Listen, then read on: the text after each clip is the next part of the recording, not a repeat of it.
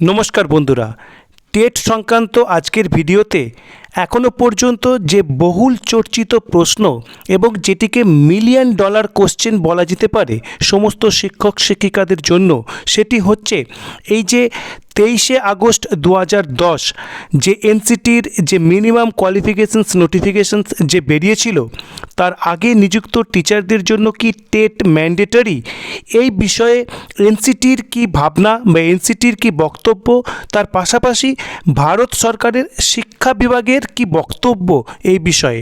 তো এই বিষয়ে কিন্তু আপনাদের সঙ্গে শেয়ার করব, যেটি 27শে নভেম্বর 2025 তারিখের ভিত্তিতে ভারত সরকারের শিক্ষা বিভাগের এই সম্পর্কে কি বক্তব্য সেটি আপনাদের সঙ্গে শেয়ার করব। তো চলুন শুরু করা যাক আজকের ভিডিও। প্রথমত আপনাদের সঙ্গে শেয়ার করতে চাইব, এটি একটি আরটিআই অর্থাৎ রাইট টু ইনফরমেশনস অ্যাক্টের পরিপ্রেক্ষিতে ভারত সরকারের শিক্ষা বিভাগ উত্তর দিয়েছে এবং এই আরটিআই করেছিলেন বলবীর সিং নামক উত্তরপ্রদেশের একজন বিশিষ্ট শিক্ষানুরাগী ব্যক্তি। এবং অবশ্যই এই 1 সেপ্টেম্বরের টেটের যে জাজমেন্ট বেরো তারপরেই কিন্তু এই আরটিআই করা হয়েছিল।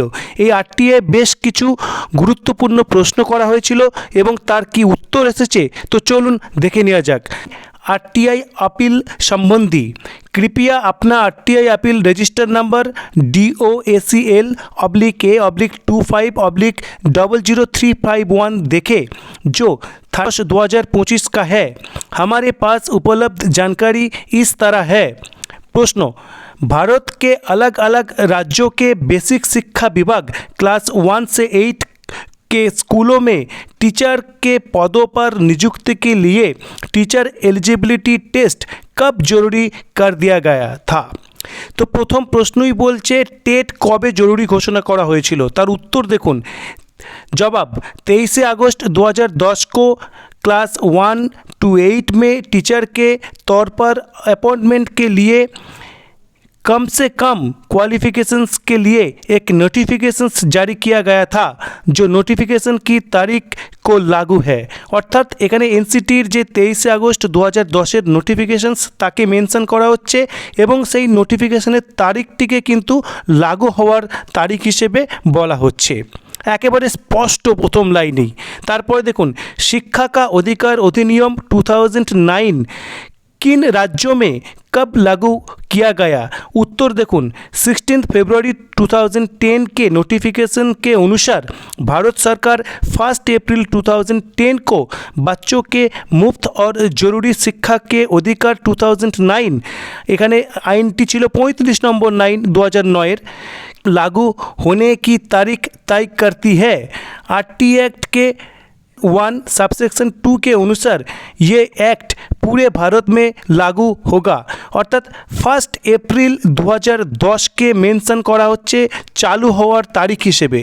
যদিও আপনারা জানেন জম্মু কাশ্মীরে কিন্তু সেটি প্রযোজ্য ওই তারিখ থেকে হয়নি, তার কারণ সেই সময় জম্মু কাশ্মীর অঙ্গরাজ্য বা মর্যাদা সেই জায়গায় ছিল না। যাই হোক, পরের প্রশ্ন দেখুন, शिक्षा का अधिकार अधिनियम 2009 में कब और किस विषय पर संशोधन किए गए। अर्थात 2009 যে আরটি অ্যাক্ট তাতে কোন কোন বছর এবং কোন কোন বিষয়ে সংশোধন করা হয়েছে। জবাব দেখুন, आरटी एक्ट में 2012, 2017 और 2019 में बदलाव किया गया था। कॉपी अटैच है, অর্থাৎ কপি এখানে অ্যাটাচ করে দেওয়া হয়েছে এই যে অ্যামেন্ডমেন্ট মেমোগুলো। তারপরের প্রশ্ন দেখুন, शिक्षा का अधिकार अधिनियम 2009 में वर्णित शिक्षक प्रार्थना परीक्षा कितने समय से नियुक्त शिक्षकों के लिए अनिवार्य नहीं है। তাহলে এটি কাদের জন্য টেট অনিবার্য নয় সেই প্রশ্ন করা হয়েছে। কি বলা হচ্ছে দেখুন, आरटी एक्ट 2009 1/4/2010 को लागू हुआ। 23 अगस्त 2010 के नोटिफिकेशन से सरकार ने क्लास 1 to 8 में टीचर के तौर पर अपॉइंटमेंट के लिए मिनिमम क्वालिफिकेशंस तय की, जो नोटिफिकेशन की तारीख से लागू है। তাহলে কোন তারিখ থেকে লাগু? নোটিফিকেশনের তারিখ থেকে লাগু, অর্থাৎ 23 আগস্ট 2010 এই তারিখ থেকে কিন্তু চালু হচ্ছে। এটা কিন্তু স্পষ্টভাবে উত্তর দেওয়া হচ্ছে। বলা হচ্ছে দেখুন, क्या राइट टू एजुकेशन एक्ट 2009 का नोटिफिकेशंस जारी होने या उसके लागू होने से पहले नियुक्त टीचरों पर टीचर्स एलिजिबिलिटी टेस्ट पास करने की जरूरत लागू नहीं होती? তাহলে তার আগের যারা জয়েন করেছে তাদের উপর কি টেট পাস করা জরুরি নয়? और अगर लागू है, যদি लागू হয় तो क्यों, কেন और किस नियम के तहत এবং কোন নিয়মের ভিত্তিতে সেটি লাগু করা হচ্ছে যারা আগে নিয়োগপ্রাপ্ত হয়েছে তাদের উপরে? जोन टीचर के अपॉइंटमेंट के लिए क्वालिफिकेशंस और সার্ভিস কি শর্ত? সুতরাং এখানে অ্যাপয়েন্টমেন্ট এবং সার্ভিস দুটোরই শর্ত বলা হচ্ছে। बच्चों की फ्री और जरूरी शिक्षा का अधिकार एक्ट 2009 के सेक्शन 23 के अनुसार है। তাহলে 23-এর সেকশন অনুযায়ী এটি বলা হচ্ছে সেই সেকশন 23-র ভিত্তিতে দুটি পয়েন্টে উত্তরটা দেওয়া হয়েছে। দেখুন 1 নম্বর পয়েন্টে কি বলা হচ্ছে, কেন্দ্রীয় সরকার দ্বারা অধিसूचना দ্বারা प्राधिकृत किसी शैक्षणिक प्राधिकरण द्वारा अधिकथित न्यूनतम योग्यताएं रखने वाला कोई भी व्यक्ति शिक्षक के रूप में नियुक्ति के लिए पात्र होगा। অর্থাৎ যাদের মিনিমাম কোয়ালিফিকেশনস রয়েছে তারা অ্যাপয়েন্টমেন্টের জন্য যোগ্য হবে, যেটি সেকশন 23-তে বলা হয়েছে তার উল্লেখই কিন্তু এখানে করা হচ্ছে।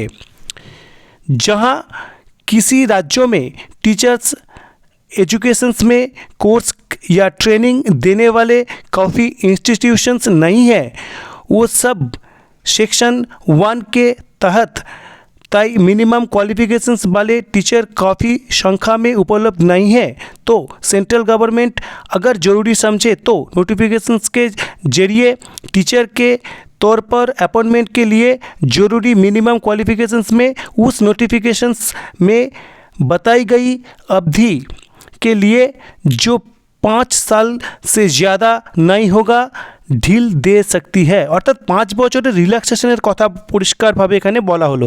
অর্থাৎ সেকশন 23-র দুটি সাবসেকশনকে উল্লেখ করা হলো, তার পাশাপাশি সেখানে যেটি উল্লেখ করা ছিল সেটি দেখুন, परंतु ऐसी शिक्षक जिसके पास इस अधिनियम के प्रारंभ पर उपधारा 1 के अधीन अधिकथित न्यूनतम योग्यताएं नहीं है, 5 वर्ष की अवधि के भीतर ऐसी न्यूनतम যোগ্যতায় অর্জিত করেগা। অর্থাৎ যাদের যোগ্যতা নেই চালু হওয়ার সময় তারা 5 বছরের মধ্যে সেই যোগ্যতা অর্জন করবে সেটি বলছে।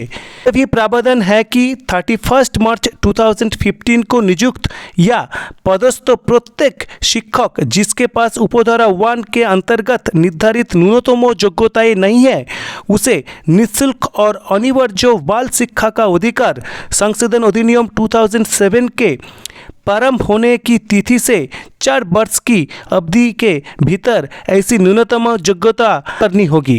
অর্থাৎ এখানে 2017-এর অ্যামেন্ডমেন্টকে উল্লেখ করা হয়েছে যেখানে 4 বছরের এক্সট্রা সময় দেওয়া হয়েছিল যারা সেই সময় পদে ছিলেন ইন সার্ভিস টিচার্স তাদের জন্য। অর্থাৎ এখানে সেটিকেই শুধু উল্লেখ করা হয়েছে এবং এই উত্তরে যদি খুশি না হন তাহলে সেক্ষেত্রে সিআইসির কাছে সেকেন্ড অ্যাপিল করা যেতে পারে, সেটি উল্লেখ করা হয়েছে। এবং দেখুন এটি পাঠানো হচ্ছে শ্রী বলবীর সিং, দেবকীনগর কলোনি, এখানে কি বলা হচ্ছে অযোধ্যা উত্তরপ্রদেশ। অর্থাৎ এখানে স্পষ্টভাবে উত্তর হ্যাঁ বা নাতে আমরা পেলাম না, সেই যা যা রয়েছে সেগুলি কি মেনশন করা হলো 2017-র যে অ্যামেন্ডমেন্ট, তার পাশাপাশি ট্রেনিং ইনস্টিটিউশনস কম থাকলে 5 বছরের যে এক্সট্রা সময় সেই সমস্ত বিষয় উল্লেখ করা হলো, কিন্তু স্পষ্টভাবে এটি জানানো হলো না যে তাদের টেট লাগবে কি লাগবে না।